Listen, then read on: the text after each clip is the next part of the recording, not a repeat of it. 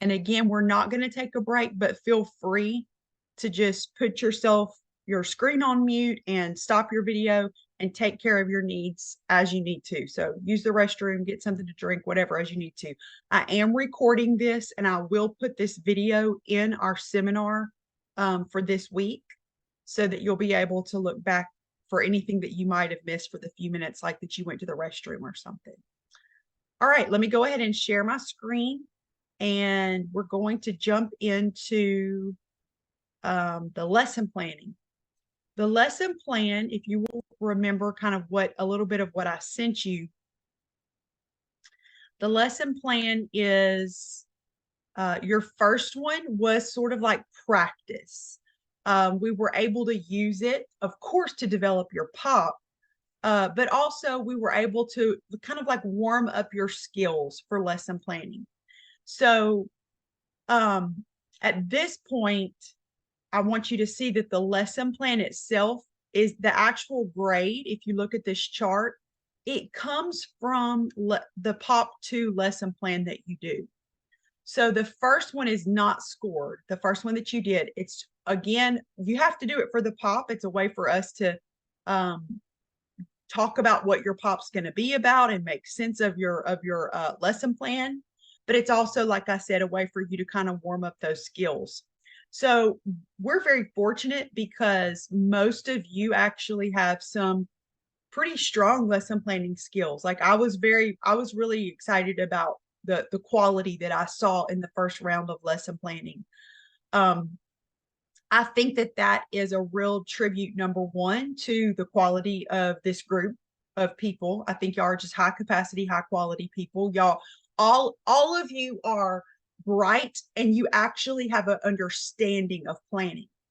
And I also think it speaks to the alignment that we have now in our coursework, that you get multiple opportunities to write a lesson plan to kind of work out some of these skills before you have to do it in residency. So I think that's really, I'm very excited as somebody who teaches a 200, a 300, and 400 level classes.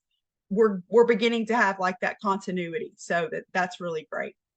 So that, just so you know, the lesson plan is worth 18 points. And even though you do have a modified scale in here and all of you are doing very well with your grading, you definitely don't want to drop the ball on the lesson plan because it is a big enough grade that it can really make a difference. So that's why I wanted to go ahead and have a seminar early enough that you can really begin thinking and planning about not just what you want to do for your POP, but making time to carve out to write a really good lesson plan. So what we're going to do right now is last week we looked at developing higher order thinking questions. And our point of starting with that is developing that higher order thinking and using discussion and questioning techniques are oftentimes some of the lower parts of our rubric collectively. And also just critical thinking in general, like getting our students to do that elevated critical thinking. It's something that the lesson plan itself is structured to help you support that, to really help you think out, how am I getting my students to think beyond the DOK 1, just that basic recall level? How are they applying this knowledge? How are they evaluating, or how are they analyzing something? So very quickly, I want us to just pull up this DOK wheel just to kind of recalibrate with it before we start looking at a lesson plan. Because one of the things that you are required to do in your lesson plan is actually label some of this depth of knowledge. So if you remember, we're starting right here at the top. Level 1 is that recall. Look at all of the verbs that are attached to recall. Who, what, when, where. So these are typically things that if they're reading a text, they could point to the text on the line and tell you where the answers are. Measuring something, basic calculations are still recall. All right, now let's look over at level 2. Level 2 is where we're getting more into that skill development and that conceptual understanding. So look at some of these. This is where we get some of the classification. Graphing is here, cause and effect. So modifying something. So for example, maybe you taught them a specific formula, or you taught them a specific maybe writing technique, and you give them a new word problem, or you give them a new scenario, and you ask them to modify what you've given them based on this new text or this new story or this new word problem, predicting what's going to happen. That's easy to do in every content area. Every single content area, you can put a predict, every one of them. Level 3 is that strategic thinking. And this is where we're asking them now to develop their own arguments, draw their own conclusions, differentiate between two different things. So we're not just saying, look, I want you to compare and contrast these things. Now we're asking specifically identify, how are these things different? Point it out to me. This is when they also can investigate or examine something. So you're having them kind of look, maybe even with a little checklist for some specific things. And then level 4 is that extended type of thinking. This is that higher order cognitive development. Level 3 and 4 is what we're shooting for when we're talking about higher order thinking skills. They're designing something. They are perhaps applying concepts. This is where we get that deeper level analysis from our students. They might be critiquing something. So maybe this is where you give them the rubric for a project that you're going to have them work on, and you give them a little sample, and you have them go through and critique. Where is it coming out with this rubric? How could it be better? What could we do to make it better? So just kind of walking you through to kind of calibrate you with the different depth of knowledge levels is where I wanted to start, because now we're going to get into this rubric. So we're going to take just a moment and we're going to look at the rubric for your lesson planning. And this is Danielson 1, which is planning. Now, your mentor teachers, their lesson plans are graded when they do their evaluations. And unless CPSB has changed the way they do things, it's an abbreviated version of this. So this may look a little bit different than what your mentors use. Ooh, give me just a minute. I'm having, is it loading? Oh, it's coming. It might look a little bit, like I said, some of the verbiage for them might be a little bit different, because unless they've changed, their version is a little bit different. So I'm going to do a quick preview. This is the planning document. It's not really that long. And remember, technology is not part of your grade. So let's take just one moment and kind of go through each one of these components. Component 1A is demonstrating knowledge of content and pedagogy. So please take a minute and browse, preview, kind of skim what the 3 is. I just highlighted the 3. So the 3 says the teacher displays solid knowledge of important concepts in the discipline and how these relate to one another. The teacher demonstrates accurate understanding of prerequisite relationships among topics. The teacher's plans and practice reflect familiarity with a wide range of effective pedagogical approaches in the subject. Okay. Now what I'm going to do is I'm going to pull up an actual lesson plan. So here's a sample lesson plan. And I'm going to give you just a minute to kind of calibrate with the lesson plan. and tell me where this is demonstrated.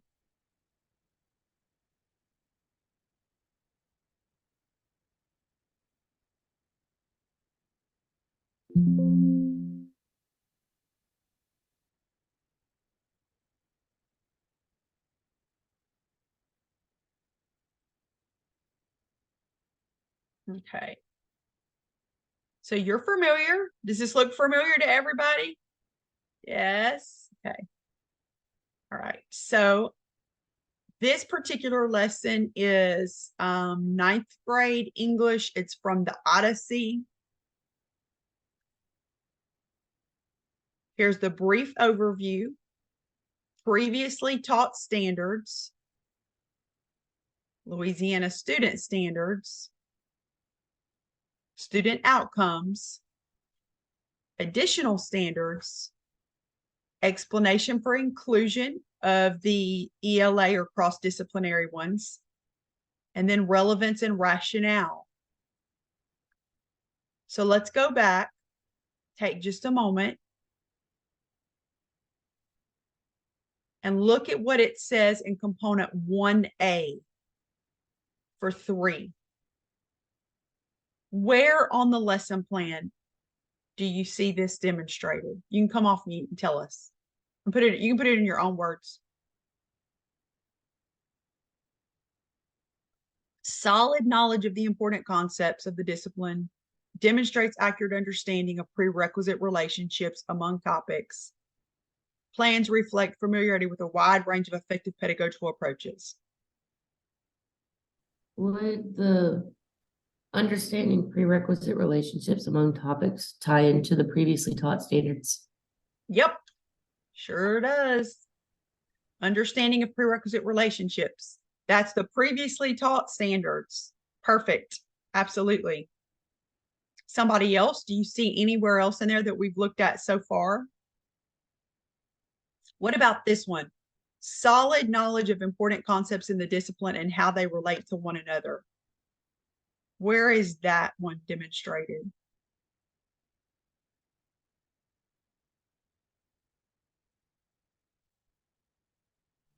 I would say probably in the misconceptions area because you're looking at if the students are having this like preconceived notion about the text, or if they're having like a negative notion about the text, you can figure it out.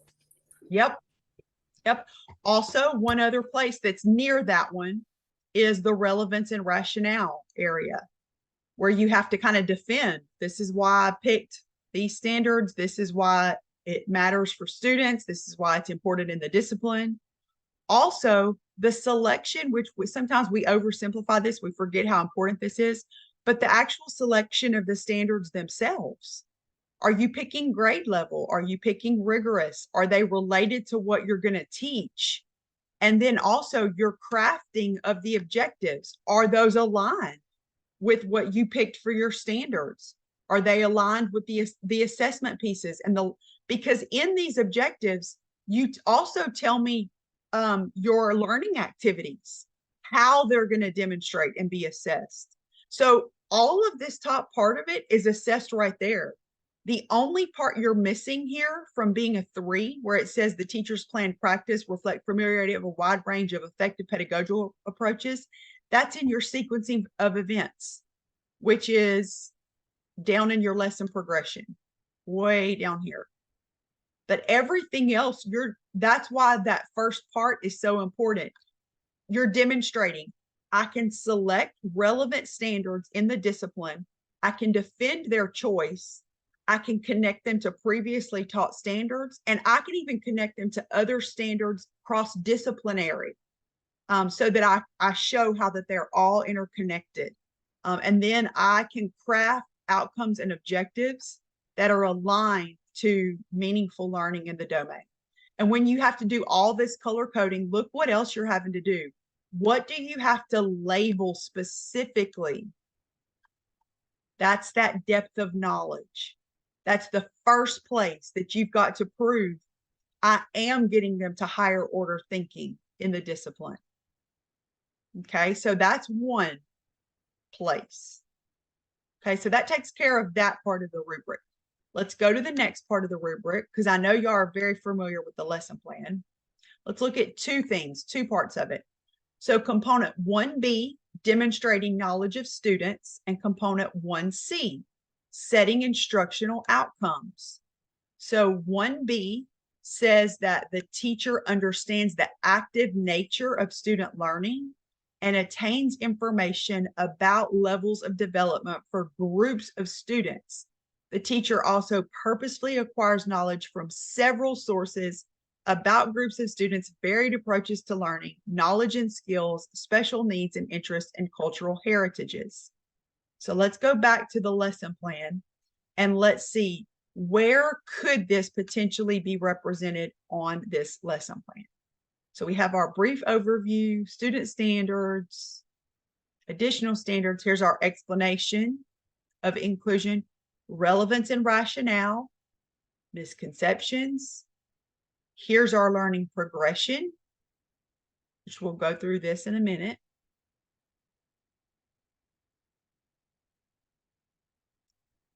Use of technology, assessment, differentiation, scaffolding.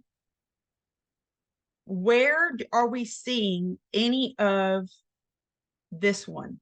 The teacher understands the active nature of student learning and attains information about levels of development for groups of students. Where could that be demonstrated in that lesson plan? I think that it could be demonstrated like in the lesson plan if she puts them in groups. Absolutely. Yes. And so Lorraine, just continue that because you're on the right track. So I want you to also think about what you're having to do in 469. One of your assignments in 469 for stage 2 had you figure out a grouping plan based on their learning needs that you took from Their the- learning, yes. The learning inventory. Yes. Yes. And what are you doing right now in stage 1? What are you learning all about? Anybody? The student interests and their community and Yes. Yes. So that's how all of that goes together. And that's where you can actually reference it in the lesson plan. Like when you talk about how you're grouping your students, you could actually say, I'm grouping them based on prior assessment. I'm grouping them based on learning inventory. I'm grouping them based on, you know, all the different types of ways that you could potentially want to group them. You could also mention, for example, a selection of resources. Like, for example, if you said, my students showed an interest in such and such, therefore I integrated that in this lesson plan right here. That's where you can specifically showcase even some things as basic as my students are very talkative. So I made sure to include a discussion opportunity for them in the lesson plan. I know they enjoy talking, or I have a lot of, it's after lunch, and if I don't get them up and moving a little bit, they're going to go to sleep on me. So I want to make sure I get my students up and moving a little bit after lunch. You are showing an intentional design of the lesson around the learner's needs. So there's other places. Aubrey, I saw you come off. Did you have another one that you were going to showcase where in the lesson plan to showcase this? My first thought was the differentiation and the scaffolding, like knowing where they are like intellectually within the content. So you know, okay, this kid needs a little more help in this section. This person would be good to help them with that. Or if I put this in the lesson, then it could build them up. Perfect. Or extend it if they're just a level above the rest of the students. Perfect. Let's take just a minute to look at that place in the lesson, just to kind of remind ourselves about what that's about. So the differentiation piece, which I know it's always such a booger for everybody. Like they're like, I hate that part of it. So differentiation can be by content, process, or product. Remember, you don't have to do all three of them. This particular lesson plan said that the lesson is varied by process because students have different methods to find answers.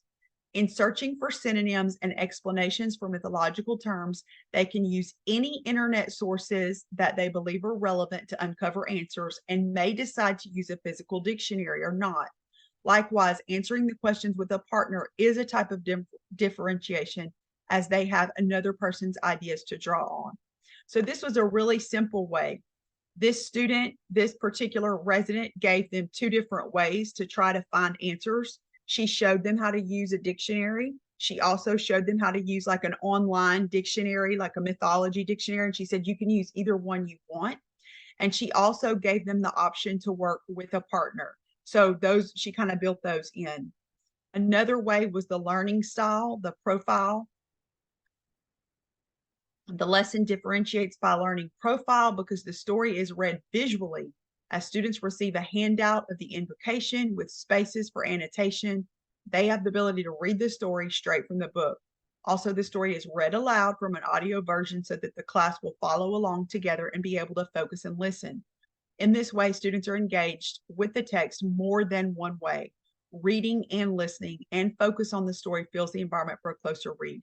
So she was just talking about how there were multiple ways that she was presenting the text to them so that it would tap all the learning styles.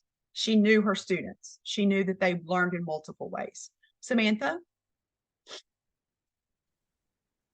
I was just wondering, I feel like we used to have to come up with differentiation for all 6 of those. Do we still have to do that? No, All right. it's not. Some of your lessons aren't going to have them for all 6. Okay, because it was sometimes it was really difficult to come up with all 6. So Yeah. that works. Yeah, it gives you I mean, you have the opportunity if you can, if you want to. And really what we're looking for here is that what you're doing in the lesson is actually matching what you picked as a differentiation strategy.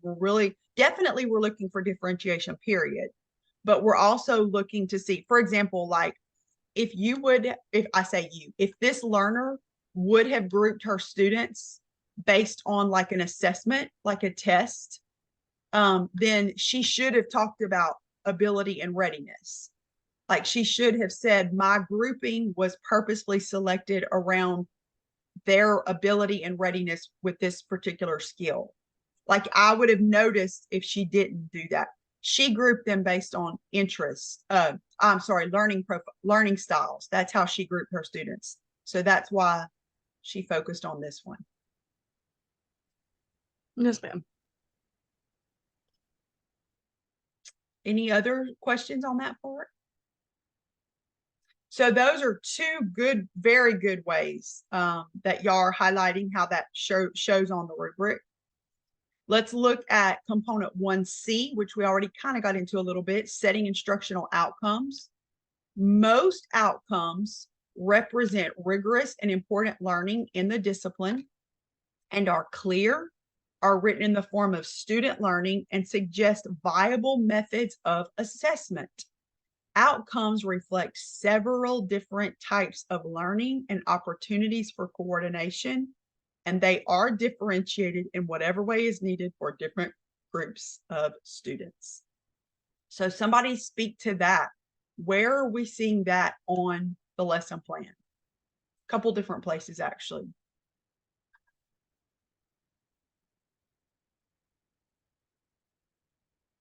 Well, definitely the outcomes themselves. And differentiation. Yep. So it starts right at the top where you have to actually write out your objective statements, those color-coded statements. They have all of that. They're so specific. So the template forces you to be super specific here about how you are measuring, what you're measuring, what the verb choice alone helps with the depth of knowledge, what materials are going to be used. So those are super specific. Also, as Samantha mentioned, in the differentiation piece, that's one place where once again, you're getting to demonstrate that you have put some thought and some intention about lesson design based on specific learner needs and groups of students. And also, as Aubrey mentioned before, which I forgot, the scaffolding piece that shows different groups. Those who need a little bit more support, those who have it, maybe you're fast finishers, and you consider each of those needs for the lesson plan. Another thing is actually the lesson progression itself. How are all of these, and we'll take just a moment to kind of look. This is a beautiful lesson progression. Notice that this particular student has divided it between what the resident will be doing on the left-hand side and what she expected the students to be doing on the right-hand side. And there are timestamps for everything. And in this lesson progression, notice that she put her depth of knowledge questions as we ask you to. They're labeled. So, and there are potential answers that she's kind of looking for on the right-hand side, what she's hoping the students are going to say and how she can possibly pivot and guide them there if they need a little support. Okay, so the depth of knowledge questions are another way that we've got some highlighting here that is showing us how we're getting students to that higher order thinking. If we look at the lesson progression, we can see that she slowly scaffolded the material throughout the lesson to get them to that higher order thinking. And so it's a really good sample of how to do that. And she also puts what materials she's going to use. And so it's clear, written in the form of student learning. So what are they going to be doing? And then, of course, it says viable methods of assessment. So notice there's actually a place on your lesson plan where you actually list all of your formal and your informal assessment measures. And you're able to specifically speak to how you're going to use each of those. And again, this is another situation where you don't have to use every one of them. They're here to give you thought, to consider different ways that you could, but you don't have to use every one of them. Okay, all right, let's keep going. So our next part on the lesson planning rubric is 1D, and we're actually almost finished because it's not a super long rubric. Demonstrating knowledge of resources. So the teacher displays awareness of resources beyond those provided by the school or district, including those on the internet for classroom use and for extending one's professional skill, and seeks out such resources. So where would you be able to implement your knowledge of resources on this lesson plan format?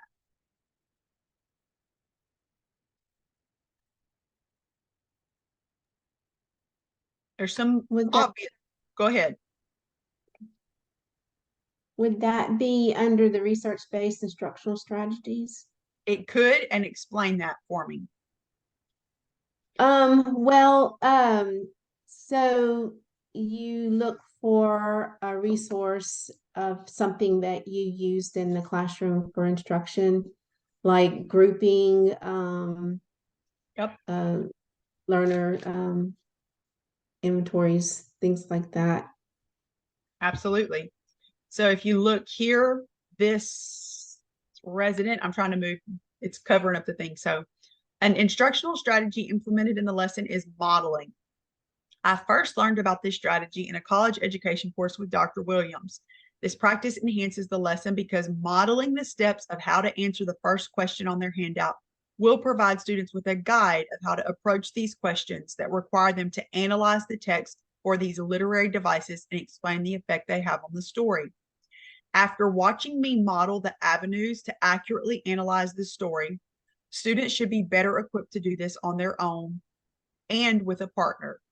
Another strategy used in the lesson is Kagan heterogeneous grouping, which I have learned about in almost every education course I have taken and seen at play in multiple teachers' classrooms.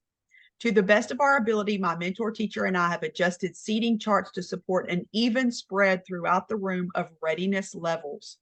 Partners and small groups of 3, in certain situations have been assigned with major intention of preventing behavioral disruptions and with some insight into ability level, matching higher and lower to optimize productivity. For example, any special education students are placed so that their shoulder partner is not a fellow special education student, and students identified as previously gifted students will not be paired. This grouping technique is meant to diversify thought between groups and especially provide extra support for lower students. Wow. So notice resources here. This is all strategies and things that she's learned, that she's implementing. So that is a very valuable resource. It's not tangible like a worksheet or an internet site, but it is critical to the success of this lesson and the support of her students. So this is a very important place for you to demonstrate your knowledge of how to use resources such as instructional strategies. Okay, that's one place.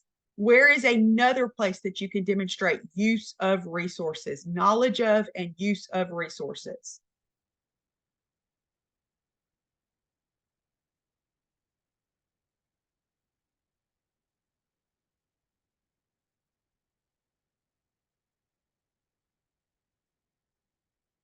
Right here, the actual resources.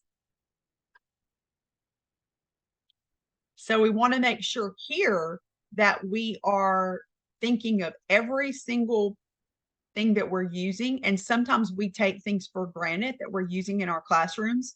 Like, for example, I know that many of you use active boards and it just seems to be the norm. So you don't even consider it to be a resource. That is a resource. If you are using it, you're writing on it, you're projecting. What type of learning style are you tapping if you are able to use an active board like that?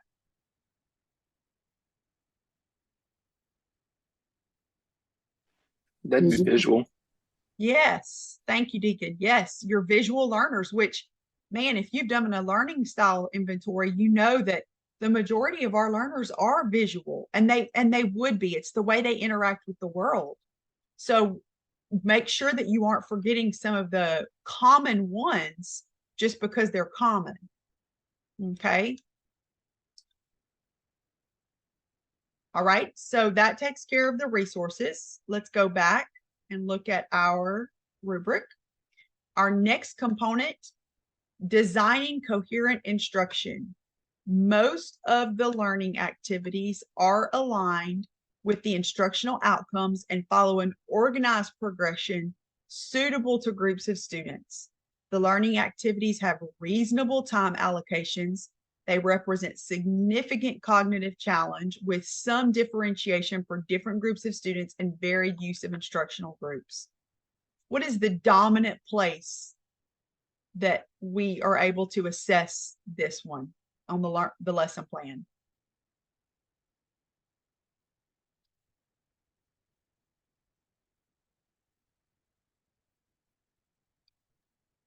The lesson progression. Yep. That is the dominant place that we are able to look for this particular one. And that's why it's so important for you to take time to really bullet point out what you're going to be doing, what you expect your students to be doing, and really take time to think out, all right. And obviously, you know that it may not be perfect once you get into that actual lesson and you do it with students. You may have to adjust some of the timings. Something that you thought was going to take 5 minutes might take 15. But think about the actual lesson itself. The observation rubric. 3E is demonstrating flexibility and responsiveness. So when you're able to pivot in that lesson and say, okay, I thought this was going to take 5 minutes. It took me 15. I'm going to make this modification. I'm going to make this change here. That shows that you have the ability to make those in the moment teacher moves to sustain student learning in an effective way. So it's not bad. It's not a bad thing if it doesn't come out perfectly the way you thought. You won't be penalized. All right. And the last one on this rubric is designing student assessment. All instructional outcomes may be assessed by the proposed assessment plan. Assessment methodologies may have been adapted for groups of students. Assessment criteria and standards are clear. The student has a well-developed strategy for using formative assessment and has designed particular approaches to be used. Obviously, we already talked about this one. Of course, you're going to have that in your assessment plan, which we talked about, is mentioned. I think I just passed it up.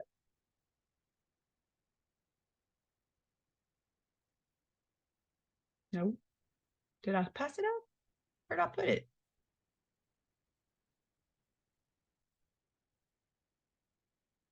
Do y'all hear my dog?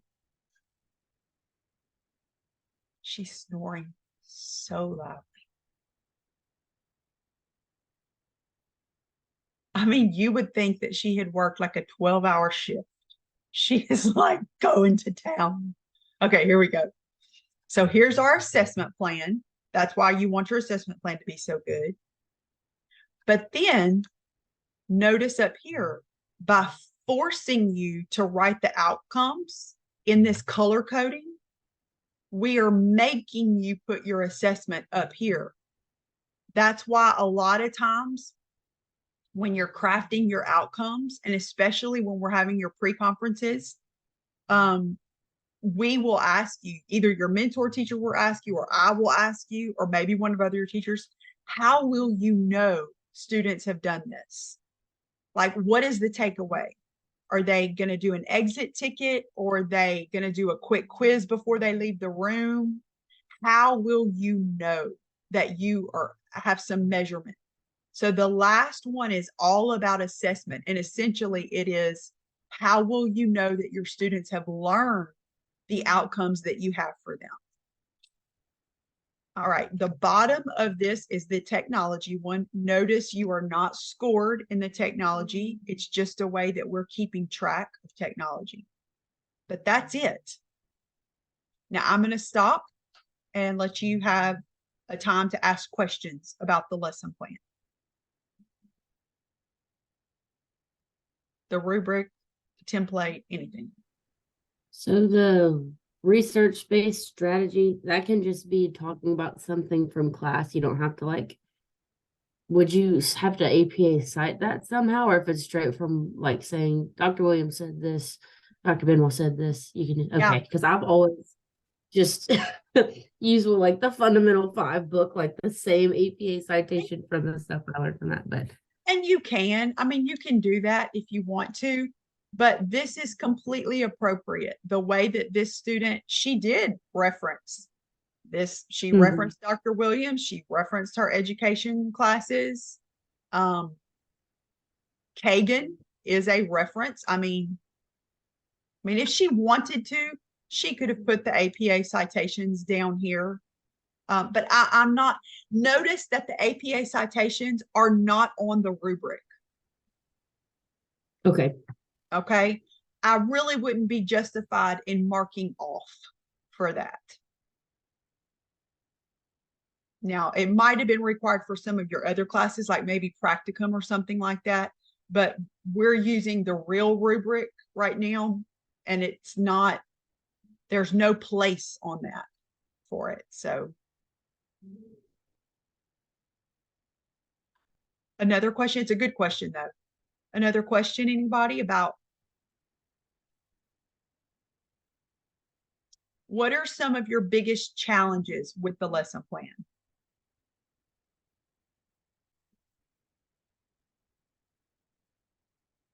I always struggle with like the tier 1, tier 2, tier 3, like after activity. I can never like make up something for that. So like, Yeah, that can be challenging. Look, one of the places to kind of start for that is look at your curriculum, because especially the guidebooks, they have a lot of materials that we just don't have time to use in class. Like some of those extension tasks and some of those other like little resource things, they have a lot there. So it's a good place to start to look for those things. Samantha? I also usually struggle with that one a lot. It's easier to come up with the students that are doing well. Like, I forget what order it goes. I don't know if that's tier 3 if they did well, like for scaffolding. Yep, like So the if they fast did- finishers. The fast finishers, like that's easy to come up with something for usually.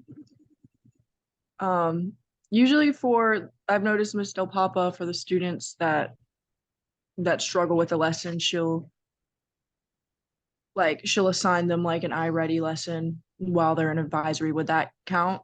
Yes, that counts. And I guess Yeah. with that being said, I guess I just struggle with like the kids that, show average like skills, finish when they're supposed to, How not to, earlier. yeah, how to, I know, I do too. Like, okay, they did it. So now what? Yeah, I know. Because they're But not going to get pulled for a small group or put in advisory for English if they showed average work, I guess, or showed that they completed the skill, but they finished it in a normal amount of time. that's a good place to consider their interests in whatever it is that you're doing. So like if there was an interest inventory that you took, I'm just giving for example, if you were doing a little composition lesson and you wanted them to practice writing a thesis statement or practice whatever. I'm thinking about some of your previous lessons. Have them develop a thesis statement about something they're interested in. And Okay. like something like that. I'm not having them do a lot extra. I'm tapping into their interest and I just want to give them one more practice opportunity. Yes, ma'am. That's helpful. Thank you. You're welcome. So I know I'm going to address the elephant in the room. Sometimes one of the most challenging things is figuring out what you're going to write your lesson plan about. I was shocked. Nobody said that. Sometimes it's so difficult to know where will my class be when this falls out. So some of you right now, and I think many of your mentor teachers are really working closely because they see kind of how this is falling out now. So I think that this part of it will get easier for you for this second pop than it was for the first.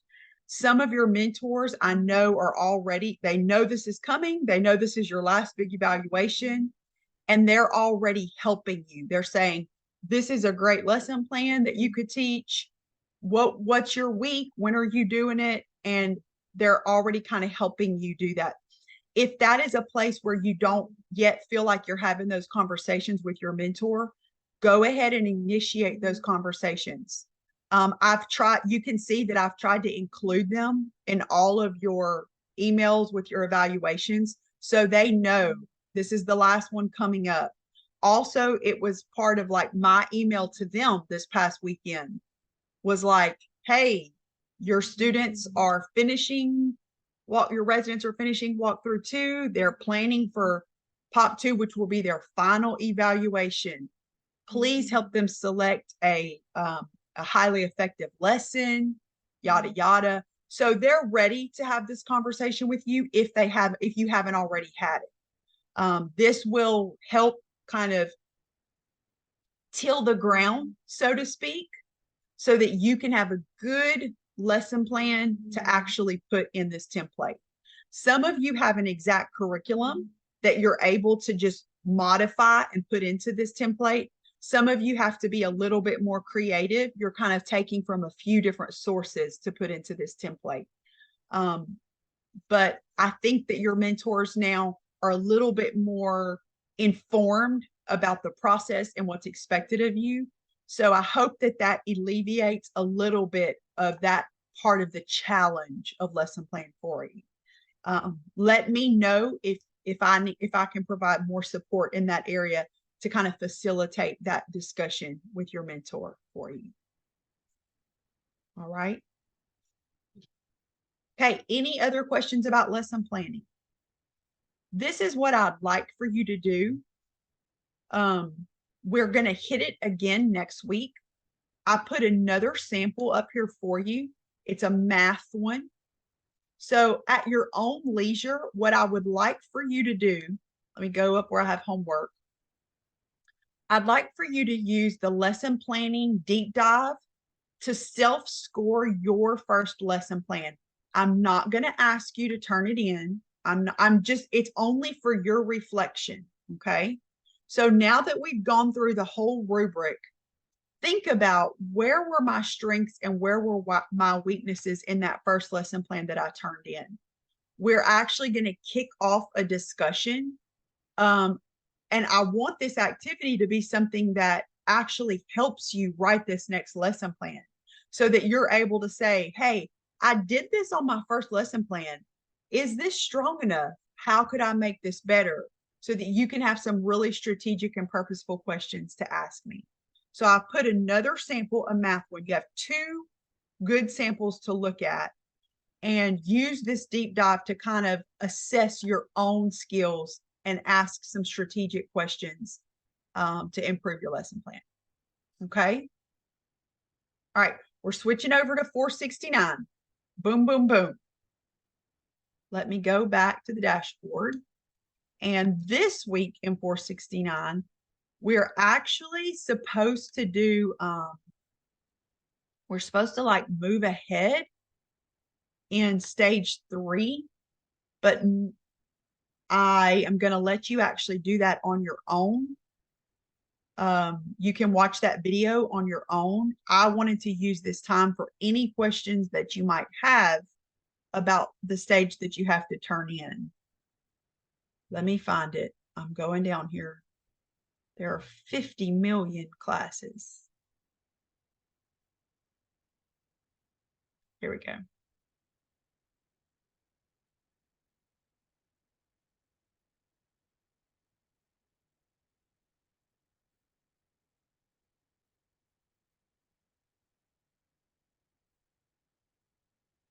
So notice that today, and this is something that you're welcome to do.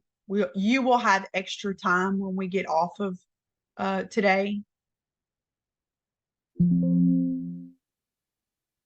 So you will have time to go watch the next video in the series. But today, 10:23. So it's stage 3, written academic feedback, and stage 3, analysis of assessment data. So there's a video on this. And of course, there is the actual written directions with the rubric. And you can review that on your own when we get off. Stage 3 is not the stage, though, that is due at midnight on 10/29, which is only 6 short days away. This is the one that I wanted to take any questions that you might have today. So any questions on stage 1, I wanted to kind of give us a platform and a space to ask questions about that. And just come off mute and we will, if I don't know the answer right offhand, we'll go to the rubric and figure it out together.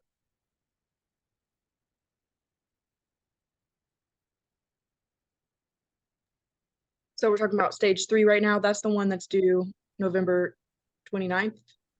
Nope, we're actually taking questions for stage 1. So that's the one due the October 29th in a few days. Okay. Yeah.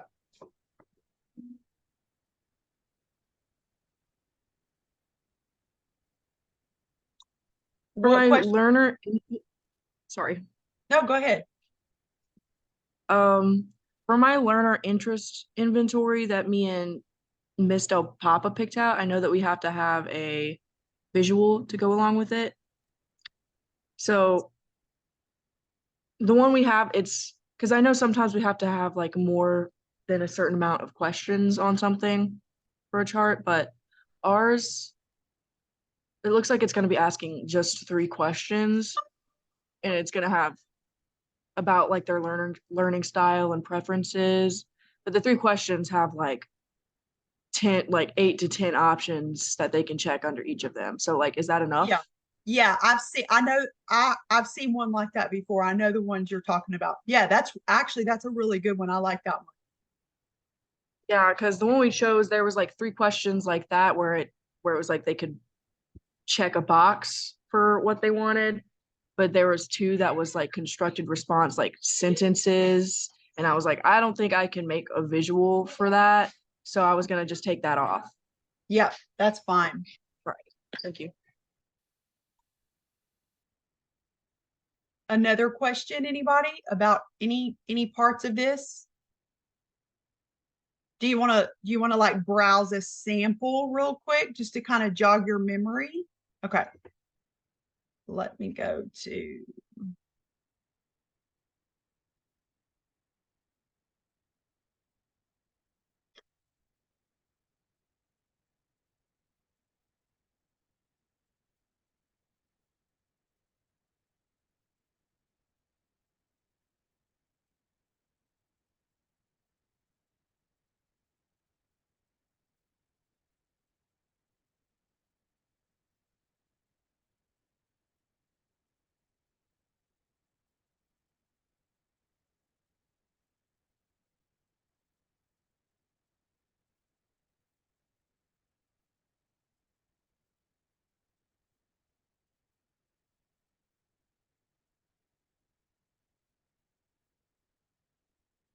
Is there any particular sample you want to see? Here is task 1 and task 2. Did anybody want to? Task Go ahead. 1 is just like the map thing and us identifying all the institutions and stuff. And task 2 is us just like printing. That's basically us like entering it into a website and screenshotting it, right? Yeah. Let's look at the 2 different ways you can actually show it to. Some of you might have chosen the PowerPoint, and some of you might have chosen the regular way to do it. Either one is fine.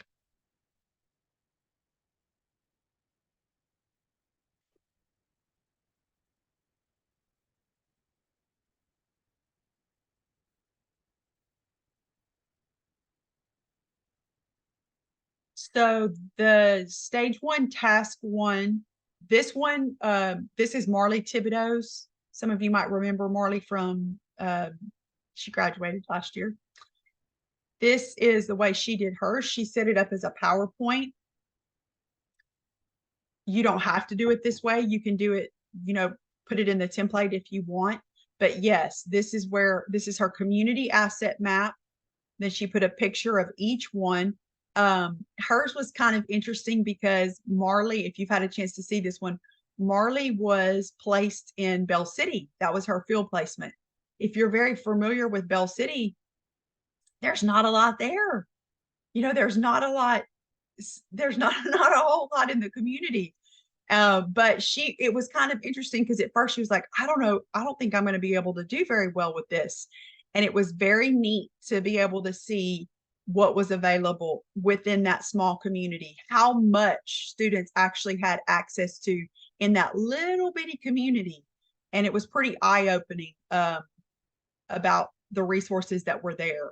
So here was the school academic data. She took that, of course, straight from Louisiana Believes, and then was able to put her commentary right on the side of it. And then here's her artifact for the classroom environment. And this is the classroom culture environment. How do I create an inclusive environment? Basically, what she did is she filled it out on that form and highlighted it, screenshot it, and then put it on this PowerPoint so that it could be loaded all as one document. You do not have to do a PowerPoint. I just know that some of you, actually, I had a conversation about how some of you were like, man, it's kind of, the formatting gets all wonky. If you find that it's getting kind of crazy and wonky, this is another option to help you represent your data. You don't have to do it this way, but She did a really good job with these tasks. So this is a good place to come and look at how to do these, how to like formulate some of these statements. And then this is the classroom environment observation. And so these are her statements that she broke down. And I think she did like one extra for each one, if I'm not mistaken. And then here's her learner academic behavior. This was her survey. Learner preferences. She chose a content specific one, a science survey. And then there's her learner artifacts. And they were a little small for me to see, but as I was grading them, I could just click on them and enlarge them. So it wasn't a big deal. Here's her first visual preferences. And then here is the statement, how it aligns. There's her grouping. Go ahead. I'm sorry. Sorry. So just when you're done with this, for task 2, what was the commentary that we needed to add to that? Because I know that was us just like they wanted to use a specific website and just get like the school data, but you said she added commentary to it. Oh, right here. This is where she put a statement right here. So she said, this shows the letter grade that the school has received. This score reflects the school's ability to prepare students. One of the questions that you're asked is, how does the school prepare students? And so she put this commentary here to show this is how it prepares students. Yes, ma'am. Thank you. You're welcome. And then learner behavior, her grouping. Okay, so this one I think is task 1. Yes, task 1. Questions about this task? Anybody? Okay. Task 2 is, let's see, we'll pull up a sample. I don't know which one we're pulling up.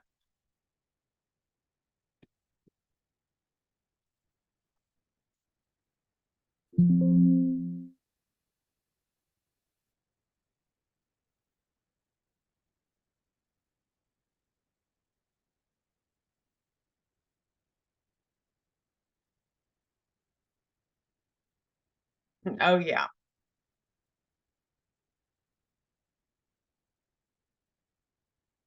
So stage 1, task 1, this is the implications and considerations.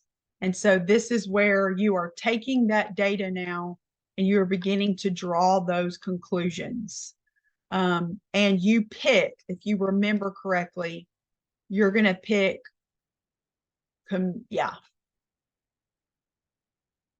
So the component is classroom culture and environment. The indicator is the environment is socially and intellectually safe for all students. And the conclusion is the observation notes show that the teacher takes into consideration the different level of mathematics education students received coming from various feeder and out of zone schools. The evidence is the teacher begins lessons by reviewing previously learned content found in the state curriculum standard progression document. And then these are the implications and considerations. The look fors. So she specifically writes that out, the justification. And notice her reference came from the ready to use resource. That is one of those resources that's actually in the template. Let me plug in my laptop. Does anybody want to take a minute to actually go over this template? I don't want to waste your time if y'all are like, but if you want to, I will. Well, I was a little stressed about the references, but we could use references that are in the template already. Yeah. Let me show you Okay. the. Yeah, you can use those. So this is residency 1. Task 1, task 2.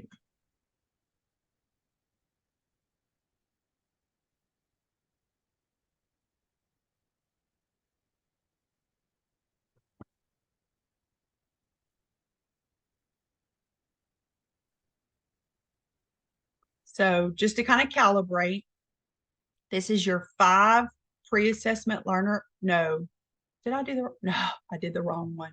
Give me a minute. I hit the wrong stage.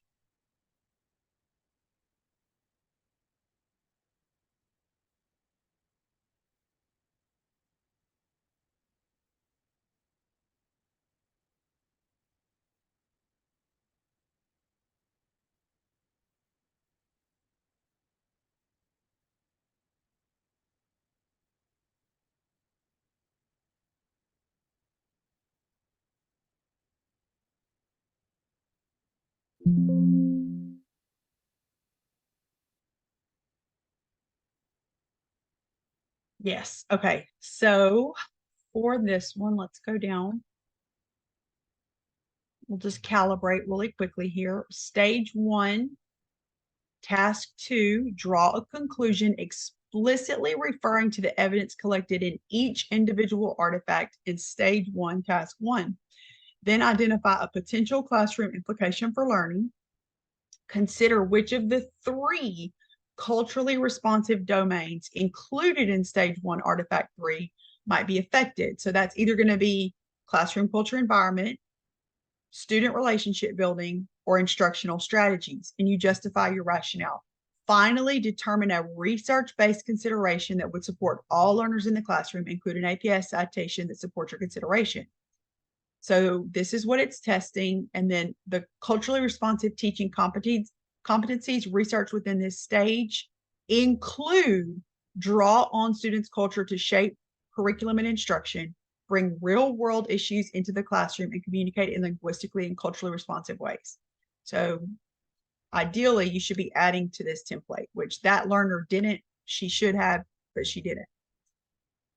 So for this artifact, answers should be based on evidence from this stage resource. And we already talked about this. This is the walkthrough tool. This is the one that you're actually using to collect it. So to draw your conclusion, you name the domain component that might be affected. And so that's up here where it talked about these 3 domain components. Note the specific indicator, draw a conclusion, explicitly refer to the evidence collected in the artifact, be specific with your evidence, name, include specific data information from your artifacts. Potential classroom implications and considerations tied to the stage. Based on your conclusion above, what might a potential classroom implication for learning be tied to a specific look for? Based on all previous prompts, locate research-based resource, and then include API citation. So come down here to the bottom.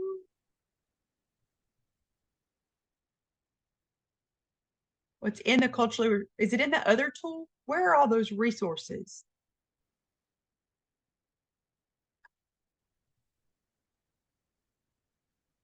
Do y'all know where the culturally, where the tool, all I the, remember seeing them in the PowerPoint yes, when Dr. OJ did the PowerPoint. I saw it there. there, it's The there. I think that culturally she had a responsive tool is task 3, I think. And the resources, I'm trying to remember where those resources are. Is it in the rubric itself? I just remember seeing it when she did the PowerPoint. They're definitely It's in in the At the rubric. bottom, The one in the rubric, I think, was like a faulty link, so we went and got it from Moodle instead. But I didn't know that we could use those resources. I thought we had to go dig and find something else. No, you don't. You can't, you can find something else yourself if you want to, but you're welcome to use those resources.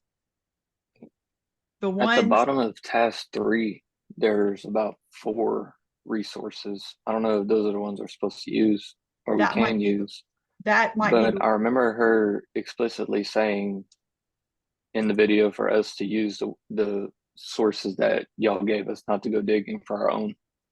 Okay, I missed that. okay. Well, these are vetted. There we Oh, go. there's some. That's it. These are vetted, and that's probably why she stressed that. Number one, these are vetted, they're curated. She knows they're good resources. We know they're good resources. But number two, she probably was also trying to think of a way for you to streamline your project. She doesn't, the whole task here is not to measure, can you go find resources? It's to measure, can you do this justification of implications, drawing a conclusion, what are the implications for teaching, and figuring out a solution. That's what we're really trying to test here, not your ability to go find resources. So that's probably why she really directed you to these. Okay. Thank you. Yeah, absolutely. And they're all listed for you, as Deacon showed us, at the bottom of the task 3. So that will help you with developing those statements. Okay, so then when we go back to stage 2, and we're actually trying to develop these statements, the template is here for you. I did give you those 2 samples. And there is actually already, if I remember correctly, yeah. She put an example, the classroom culture environment. So she put a conclusion. She actually put an exemplar there for you that kind of helps you walk out how to do this. What's the indicator? What's the conclusion? Evidence. Oh, Maggie, she put the fundamental 5. Look, that's one of your favorite ones. You could use Yes, that it one. is. You could use that one too. Okay. I mean, if she used it in the exemplar, you can use that one too. So, okay. So that gives you a sample for that. And then the rest is just the template that you break it down. Okay. Questions about task 2. Anybody? Okay, so let's take just a minute, and we already pulled up task 3. Once you've done task 1 and 2, 3 is relatively easy. In this stage, you've collected the information about the learners, the classrooms, the school, and the community in which you will serve. Reflect on the collection of artifacts from stage 1, task 1. You also drew conclusions explicitly referring to the individual evidence collected, identified potential classroom implications for learning, linked it to culturally responsive domains, justified your rationale, and determined a research-based consideration for each artifact, as noted in stage 1, task 2. Reflecting on the information and work you completed in stage 1, tasks 1 and 2, choose one. And this is where it gets overwhelming because people think they have to do all. Choose one of the prompts below. Base your answer on multiple collective stage 1 artifacts, task 1 and conclusions, task 2. Explain how implementing the identified element contributes to A, create environments that support individual and collaborative learning, and B, encourage positive social interaction, active engagement in learning, and self-motivation. Add your answers to this template, submit it. So you only have to pick one of these. So this is where it kind of can get confusing. So this part goes with this. This is one option. Then you go down.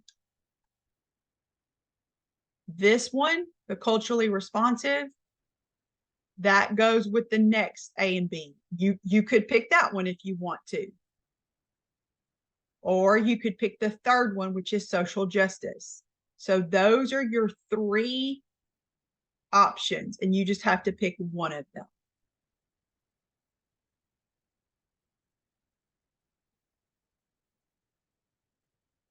All right.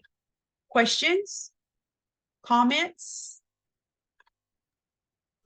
How much did y'all want us to write for that prompt? What's the word count that we need? There isn't a word count. Let me As long as see. it's just like thorough. Yeah, let me see if there is something more specific on the rubric about that. It's not like it's not coming right off the top of my head. So let me look at the rubric and see. I don't think there is a word count.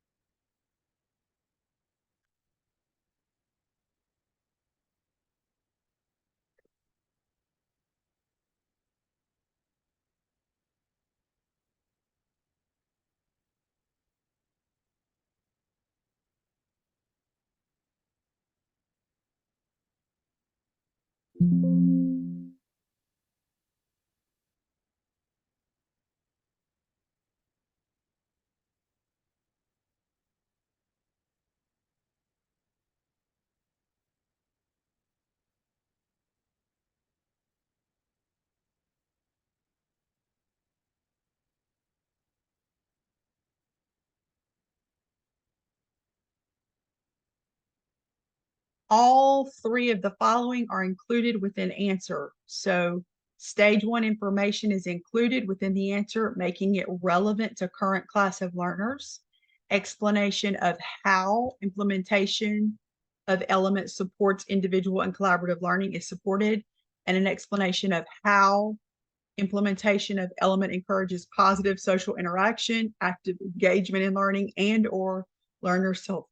So basically you just have to clearly reference all three of these. I thought it was just like making sure that you reference those three things, but there's not a specific word count.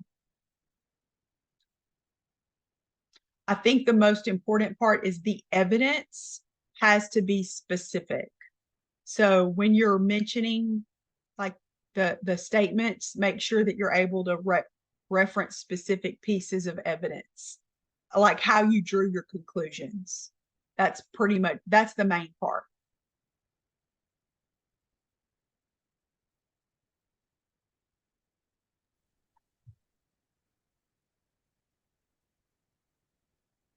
And I don't think I had a, I don't think there's a sample 3 for y'all to look at, an exemplar 3. I'll dig and see if I may have not put one up because I may not have access to them anymore, but I'll try to find you a sample for task 3. Lorraine? Yes, could you show me where those samples are? Because I did not see them this weekend. I found the one Miss Steele has, but I didn't see samples on your page. And I probably just overlooked it. So and the reason that I don't put them on the other page is because everybody's sharing that page and I don't want to make it complicated. Like, I don't want to get in trouble, basically. I don't want to do something wrong. Oh. All right, so this is ours, just for our cohort. And Oh, I see that box now. sample. Okay. So it's like, it's right where everything is, where the whole stage is laid out together. I just put samples there. Okay.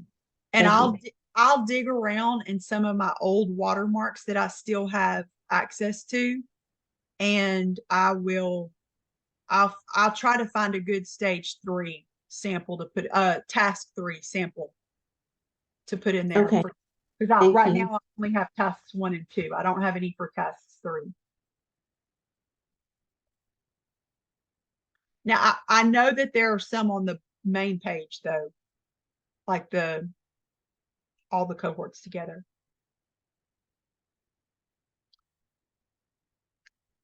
How can I help you now? I thought that would be the most helpful. Y'all can go and watch the video for stage 3, but if I know where y'all are, you're probably more focused on trying to meet this deadline right now than to try to figure out what stage 3 is. I saw what was on the syllabus and I was like, I think they might need to have some questions about stage 1. Thank you. Yeah, no problem. y'all can go and watch those videos. You can either do it today when we get off, or you can do it later on. Like, if I know y'all, you're probably wanting to focus on stage 1 right now, which is what I would want to do as well. And then you can get to stage 3 when a little bit later. But okay. I'm just sticking around for anybody who has questions. I've got a few more minutes until I have to. I am doing an online research symposium today. So it sounds so fancy. I've never done one like this before, but like I'm going to present my research to people and they're going to present theirs to me. Like there are different little, like it's basically like an online conference. And we're going to it's people from all over the world though. So that's what I'm going to shift over and do. And I know I'm excited about it. Like, I'm like, wow, I saw some of the topics coming up and I'm really excited. So that's what I'm going to shift over and do. But I've got a few minutes. I don't have to go until 9:30. So I'm here. I'm going to stop sharing my screen and I'm going to keep recording though, because you might ask a question that, Brooklyn or Lisa needs. So just in case there's one there's a question that might be helpful for them, I'll keep recording. Unless it's something personal, and then I'll stop recording. But y'all can have a great day. If you don't have any questions, feel free to circle back if you need me, and I'll be seeing more of walkthroughs this week coming to a classroom near you. Bye, y'all. Real quick about the walkthrough. Is mine going to be mine's going to be this week, right? I'm guessing Yeah. either tomorrow or Wednesday. Yes. Well, probably not tomorrow because I teach all day on Tuesday. Okay, so it'll be Wednesday. Okay, because I'd love to let you know, like tomorrow we're doing Edulastic testing, like standardized, so you wouldn't want to see that anyway. I won't be there tomorrow. Yes, I'll see you Wednesday then. Bye, Zane. Have a good one. You too. So I don't know if you're supposed to tell us or not, but I just don't want to like record for my walkthrough if I don't know if you're coming that day. So I think mine should be this week as well. I am planning to be there. I'm planning to be in your room. Okay, so would that be Wednesday or Friday? Not Friday. Okay, so I should record on Wednesday. All right. And I am looking ahead at stage 3. I think my question about the videos